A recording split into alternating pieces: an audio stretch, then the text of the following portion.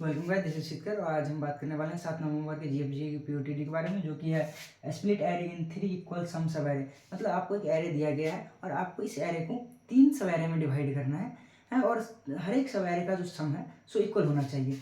देखते हैं, मान लीजिए ये आपको सब एरे दी। सब एरे कहने का ये मतलब है कि कंटिन्यूअस पार्ट। मान लीजिए तुम ऐसे एरे को डिवाइड कर रहे हो तो ऐसे कर सकते हो, ऐसे कर दो तो ये कंटिन्यूअस है, ये कंटिन्यूअस, ये कंटिन्यूअस। ऐसे नहीं कि एक ये ले लिया, एक ये ले लिया, एक ये ले लिया, सब सीक्वेंस बन जाता है। हमें सब एरे फाइंड करना है जिसका सम क्या हो, इक्वल हो। ठीक है, और हमें क्या करना है, रिटर्न करना है बस। क्या सो दिखाता हूँ, हमें बस आई और जे, मतलब हमें एक बोला गया कि वेक्टर रिटर्न करने के लिए हमें, और इस वेक्टर में क्या होना चाहिए, आई होना चाहिए, जे होना चाहिए। इसके कहने का क्या मतलब है, मतलब 0 to i हमारा एक सब एरे होगा, i to j हमारा दूसरा सब एरे होगा, और j to n-1 जो एरे का लास्ट मतलब लास्ट इंडेक्स होगा वो हमारा तीसरा सब एरे होगा। हमें बस ये i और j रिटर्न करना है। मैं तो क्वेश्चन में करके दिखाता हूँ। यहाँ पे देखो एक टेस्ट लिया गया है। मान लो कि अब देखो, हाँ ये एक एरे दिया गया है, हमको क्या करना है, सब एरे में डिवाइड करना है और हर एक सब एरे का सम इक्वल होना चाहिए। तो मैं क्या कहता हूँ, इसको इंडेक्सिंग कर लेता हूँ। मैं यहाँ पे कर लेता हूँ 0 1 2 3 4।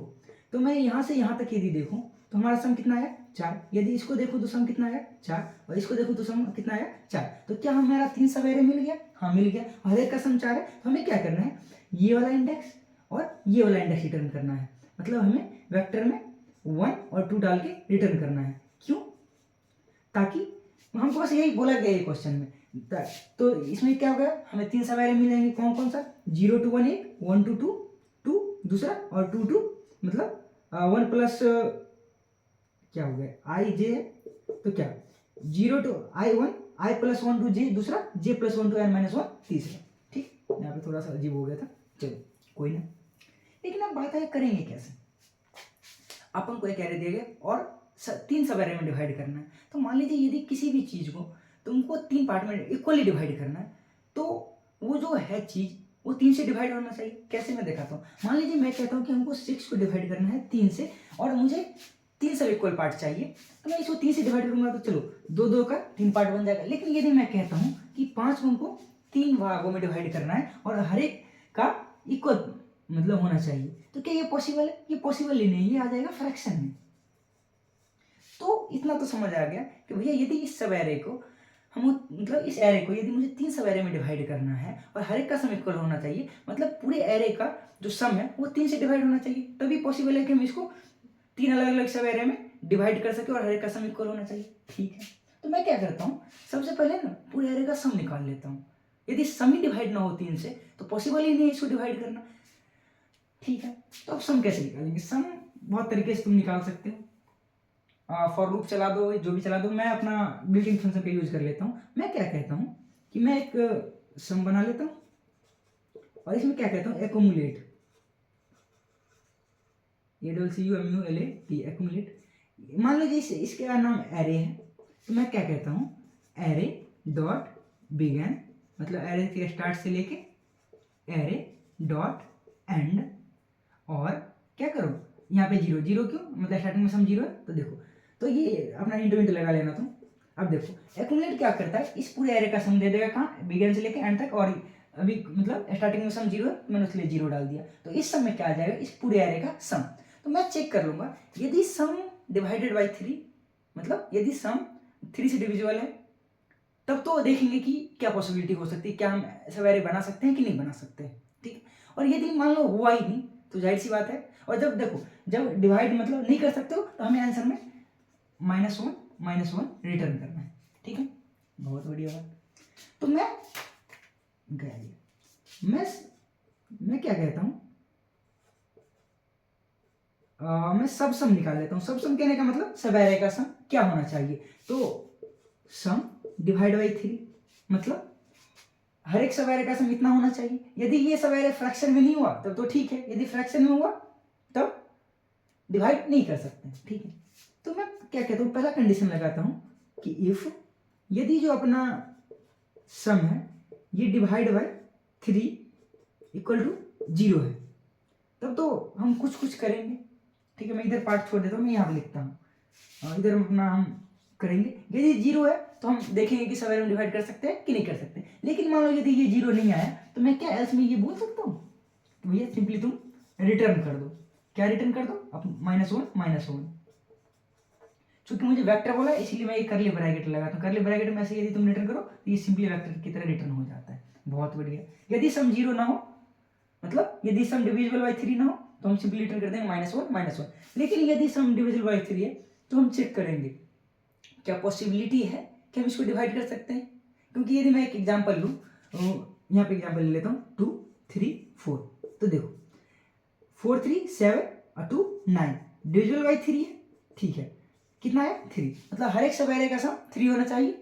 तो क्या पॉसिबल है इसको डिवाइड करना? यदि ऐसे ऐसे मैं डिवाइड कर दूं, ये पॉसिबिलिटी हो सकती है। तो एक सब एरे का सम है 2, एक का 3, एक का 4, मतलब ये पॉसिबल नहीं है।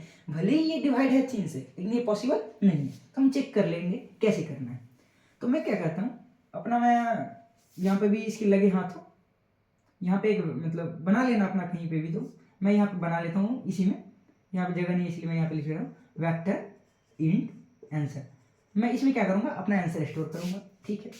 मुझे चेक करना है क्या हम क्या इसको डिवाइड कर सकते हैं। तो मैं क्या करूँगा, यहाँ से स्टार्ट करूँगा, अपना स्टार्टिंग से स्टार्ट किया, एक अपना सम नाम का वेरिएबल बना लूँगा और उसमें ऐड करूँगा एक, और फिर चेक करता रहूँगा क्या ये सम के बराबर है, नहीं है तो फिर अगले को ऐड करूँगा। क्या ऐड करने के बाद क्या ये सवेरे सम के बराबर हो गया है, क्योंकि इतना ही हमको सम लाना है, ठीक है।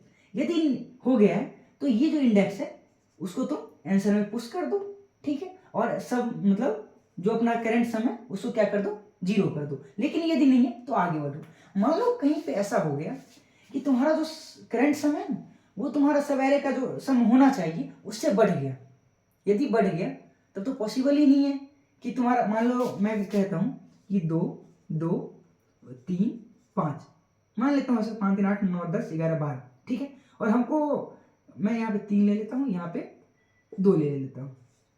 अब देखो 5 2 7 5 12 आई थिंक होना चाहिए, ठीक है 12। तो हमें प्रत्येक सवेरे का सम कितना आना चाहिए, 4, तो डिवाइड करके मैंने पता कर लिया, ठीक है। अब मैं यहाँ पे गया, देखा 2 है तो मैंने इसको करंट सम में ऐड कर दिया। मान लो मैं सी को करंट सम कहता हूँ तो 2, फिर आगे गया तो 3 को भी ऐड कर दिया, ठीक है। अब ये हो गया है 5। अब देखो ये यदि अपने करंट सम से मतलब सवेरे के सम से छोटा है फिर तो ऐड करते चलो, लेकिन मान लो यदि सवेरे के सम से बढ़ गया तो क्या कभी पॉसिबल है कि सवेरे सम के बराबर हो जाए ये समेशन? पॉसिबल ही नहीं है, यदि नेगेटिव नंबर ना हो तो। और क्वेश्चन में प्रॉपर बोला है कि नेगेटिव नंबर नहीं है, सारा एरे में जो एलिमेंट है जो पॉजिटिव है। बहुत बढ़िया। तो यदि हम सम कर रहे हैं करंट सम में, और यदि वो सब एरे के सम से, ये जो सब सम है मतलब ये सब एरे का सम है, प्रत्येक सब एरे का सम इतना होना चाहिए, यदि इससे बढ़ गया तब तो पॉसिबल ही नहीं है। तो सिंपली रिटर्न कर दो क्या, -1 और यदि लेस देन है तो ऐड करो, और यदि इक्वल टू है तो इसको आंसर में पुश कर दो, ठीक, बस यही करना था। अब देखो करेंगे कैसे। मैं क्या करता हूँ, सम बना लिया, मैं एक इंट करंट सम बना लेता हूँ, करंट सम, और इसको 0 से इनिशियलाइज कर देता हूँ, ठीक। मैं अब यहाँ से ऐड करना शुरू करूँगा। मैं कहता हूँ कि फॉर लूप को स्टार्ट करो i = 0 से, अपना इंटू इंट लगा लेना, i लेस देन n, जहाँ पे n क्या है, इस एरे का साइज है, और मैं कहता हूँ कि i ++। बहुत बढ़िया। मैं कहता हूँ क्या, अपना जो करंट सम है ना उसमें जो अपना पहला एरे है उसको ऐड कर दो, ऐड कर दिया। अब मैं चेक करूंगा क्या क्या जो अपना करंट सम है क्या वो लेस देन है जो अपना सब एरे का सम होना चाहिए। यदि लेस देन है तो भैया आगे बढ़ो और ऐड करो। तो मैं कह देता हूं कंटिन्यू। यदि अपना जो करंट सम है वो जो हमारा सब एरे का सम होना चाहिए, यहाँ पे भी इंट लगा लेना, सब एरे का सम होना चाहिए, उससे यदि छोटा है मैं कहूंगा भाई आगे नंबर जाओ ऐड करो, ठीक। यदि अपना जो करंट सम है ये इक्वल टू सब एरे का सम हो जाए तो क्या करो भैया, जो इंडेक्स है ना उसको ऐड कर दो, आंसर डॉट पुश बैक, क्या ऐड कर दो, इंडेक्स को, ठीक है।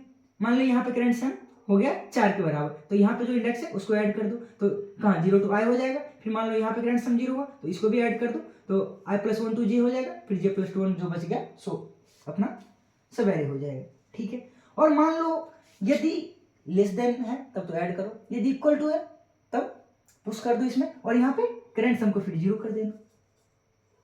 करंट सम को 0 क्यों, मान लीजिए यहाँ तक 4 आ गया है तो एक सब एरे तो मिल गया, फिर अब यहाँ से मैं चेक करूँगा कि मेरा सब एरे सम कहाँ पे मिल रहा है। यहाँ पे पहला एलिमेंट को ऐड किया और हमारा सब एरे का सम जितना होना चाहिए उतना मिल गया, तो फिर इस इंडेक्स को ऐड कर दूंगा। यदि नहीं मिलता तो फिर अगले को ऐड करते। मान लो यदि करेंट सम हमारा बढ़ गया सब एरे के सम से, तब तो पॉसिबल ही नहीं है कि कभी सब एरे के सम इतना आ जाए। तो मैं क्या करूँगा, एल्स तुम क्या कर दो, रिटर्न कर दो क्या, -1 इफ एल्स खत्म हुआ तो यहाँ पे अपना लास्ट में तुम रिटर्न कर देना क्या। मान लीजिए यहाँ से ये रिटर्न -1 नहीं किया, यहाँ से रिटर्न -1 नहीं किया, तो जो आंसर है हमको वो रिटर्न कर दो, तो रिटर्न कर दो आंसर, बात खत्म। तो हमें क्या था, सब एरे था, एरे दिया गया था, हमें 3 पार्ट में डिवाइड करना था। हमने सबसे पहले देखा क्या ये पॉसिबल है कि 3 पार्ट में डिवाइड कर सके, तो मैंने 3 से डिवाइड करके देख लिया। यदि फ्रैक्शन में नहीं आ रहा, यदि प्रॉपर डिवाइड हो रहा है, मतलब 3 में डिवाइड कर सकते हैं। ठीक है, तो मैंने 3 में डिवाइड करेंगे आराम से, फिर एक एक पे आइटरेट किया, देखा क्या सम लेस देन है तो ऐड करो, और यदि सम इक्वल टू सब एरे सम जो हमारा आना चाहिए सम को डिवाइड करके, यदि उतना है तो पुश बैक कर दो, और नहीं है तो यदि बढ़ गया गलती से तो कभी पॉसिबल ही नहीं है कि सब एरे सम के बराबर हो जाए, तो -1 रिटर्न कर दो, और यदि डिवाइड नहीं हुआ तो -1 भी रिटर्न करना है, और यदि -1 नहीं रिटर्न किया, यहाँ से भी -1 नहीं रिटर्न किया, तो सिंपली जो अपना आंसर है तो वहाँ पे अपना आंसर ऐसे रिटर्न कर दो। यदि मैं टाइम कॉम्प्लेक्सिटी की बात करूँ तो मैंने एक सिंपल सा एक फॉर लूप चलाया है O ऑफ n सर, तो मैं कह सकता हूँ कि अपना जो टाइम कॉम्प्लेक्सिटी है सो O ऑफ n हो सकती है। और यदि मैं स्पेस कॉम्प्लेक्सिटी की बात करूँ तो मैंने भले ही वेक्टर यूज किया है, लेकिन ये बस 2 इंडेक्स ले रहा है, i के लिए j के लिए, तो मैं कह सकता हूँ कि अपना स्पेस कॉम्प्लेक्सिटी भी कांस्टेंट है, और मैं कह सकता हूँ कि अपना जो स्पेस कॉम्प्लेक्सिटी है सो O ऑफ 1 होगी। बस क्वेश्चन मीडियम लेवल का था, पर क्वेश्चन बहुत ही ज़्यादा इजी है भाई, ये for loop if else condition. Thank you guys.